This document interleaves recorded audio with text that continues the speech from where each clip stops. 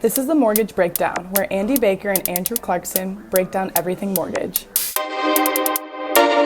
All right, welcome to the Mortgage Breakdown. Here we are again. Mr. Baker, how are you, sir? I'm very good. We're in beautiful Grand Rapids. We're at Sun Title today, so gracious of them to let us record here. It's going to be nice. We've got a sun out, not snowing, so we're doing well. Great people at Sun Title. Yeah. We love them. Thank you so much for the space. Looks awesome. This is episode 103 of the Mortgage Breakdown.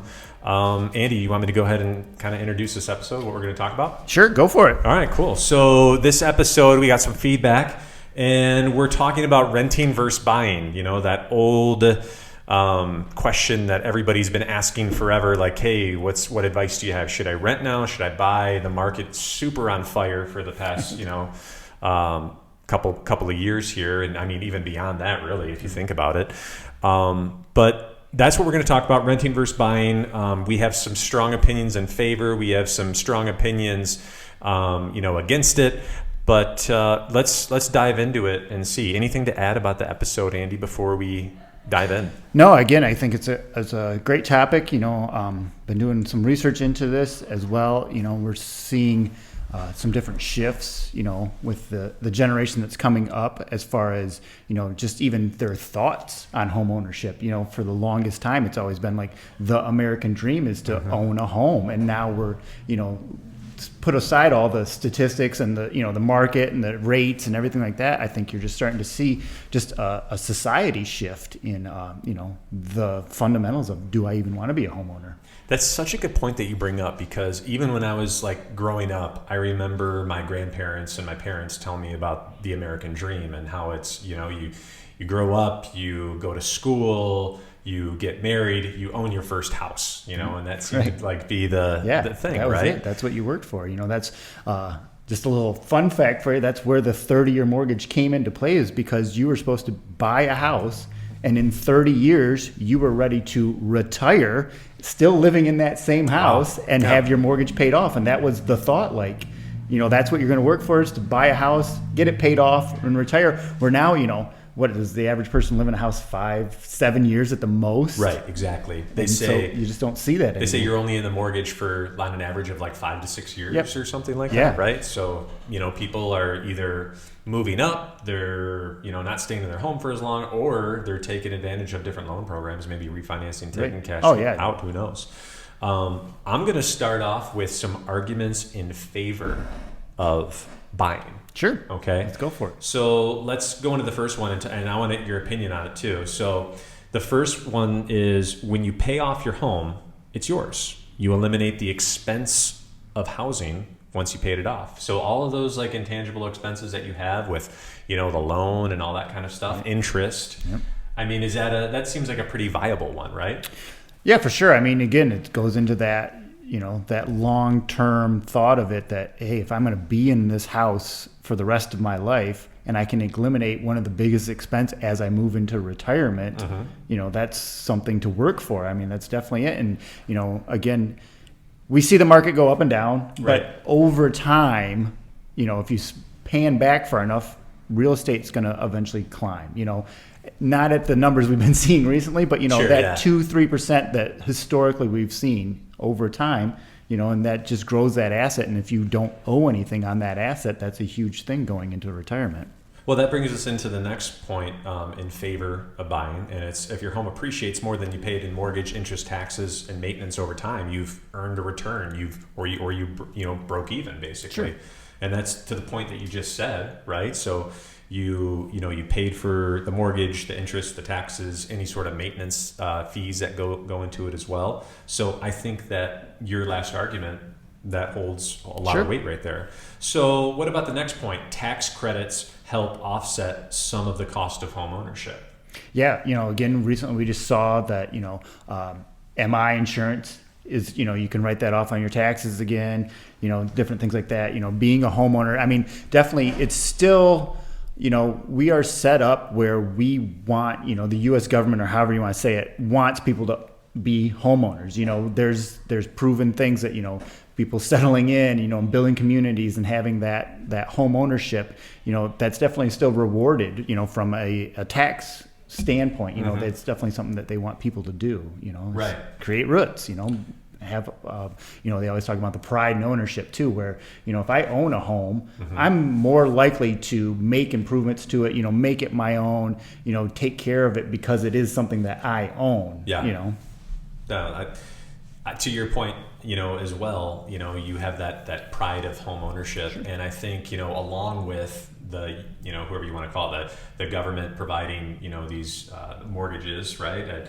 And the 30-year mortgage that you started off with, in order for, people to get into the homes, it really helps and balances the economy too. Sure. It's a huge weight and stressor. You can even go back to the financial crisis, right? The housing crisis in 2007. The housing market was such an impact player in the world, in the global economy. Yeah, definitely. Yeah. So going into favor of renting, okay? Sure. So the first one that I have down here is, you own your house, but you pay quite a bit in interest and taxes.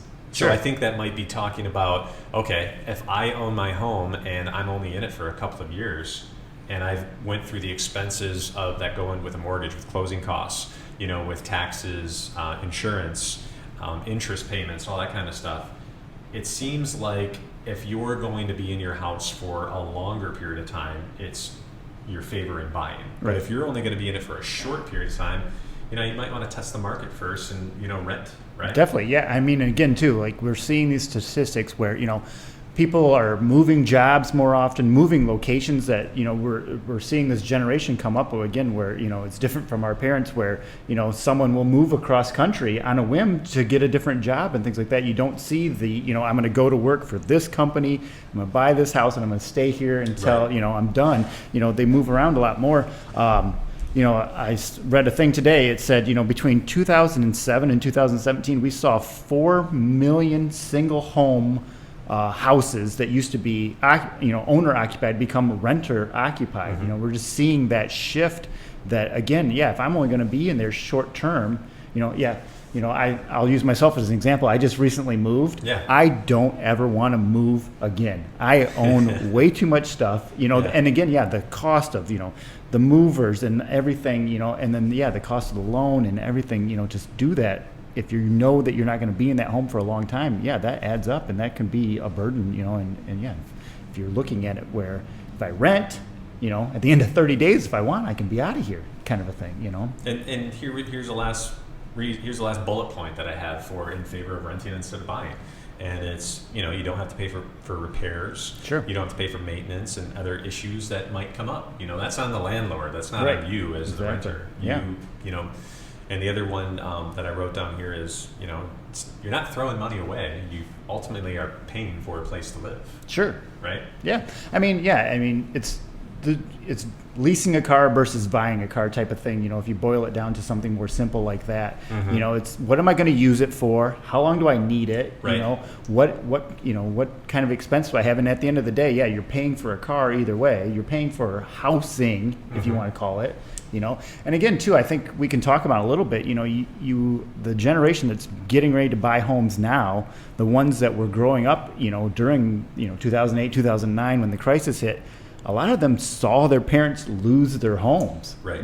That was a big, huge thing. And so just that mindset again of why would I want to go through that? Why would I want to take on that risk if the economy goes in the tank again, and all of a sudden I can't pay for this mortgage, then I have to get foreclosed on too, where, you say it as a renter, you have less skin in the game, Yeah, right. So it's not my asset that I'm walking away from. That's true. And just like you said, that generation that saw their parents go through that strife, there's a study out there that's this generation of buyers is one of the savviest generations of buyers. Sure. They're making sure that they're getting into a good affordable homes.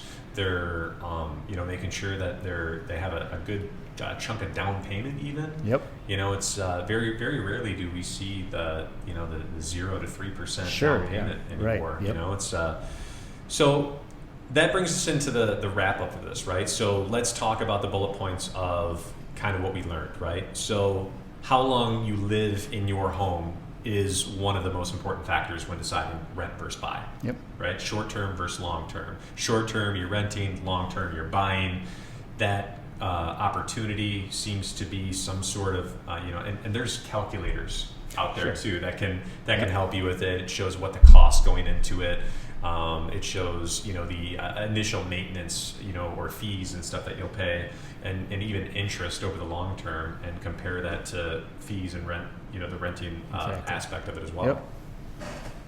So the cost of housing in your area is the next one, because we're in a market, we're like in a mid-sized city here in Michigan, right?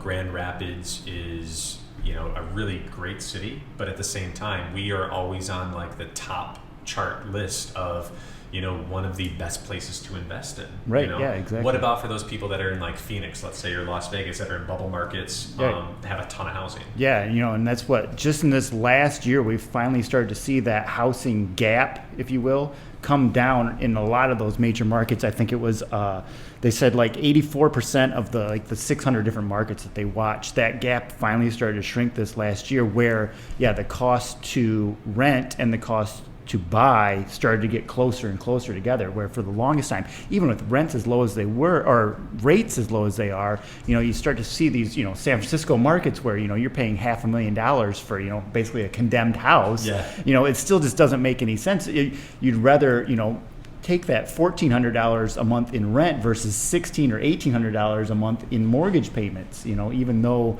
that property could go up over the time. Exactly. If it's a cash flow issue, month to month, you're still going to rent, Right. but we're finally starting to see that gap come down. And again, so it's like we talked about in the first point, how long you're going to be in the house, but then, what market are you in? Yeah. Am I in a renting market where that's my best option? Are you or in am I San Francisco, or Yeah. are you in, Grand Rapids? Yeah, luckily for us in Grand Rapids, being in the mortgage industry, it's a great place to buy right now. Exactly right. So going with local area experts in your certain market, that is one of the key things that you should definitely look into, right? Sure. Getting that data Yep. from an insider expert, in your Exactly. marketplace.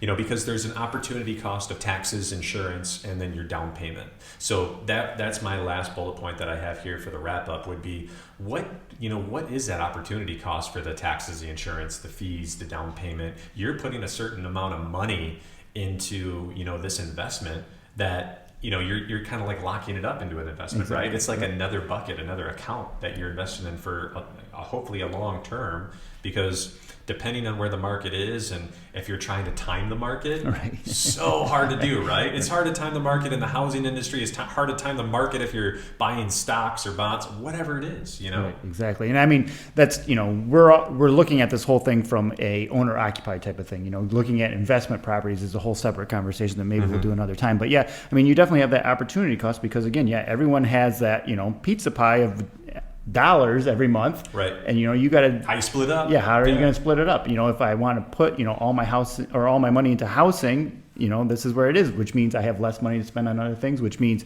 if you're looking into the markets, that opportunity cost of where could I have invested this money elsewhere? So true.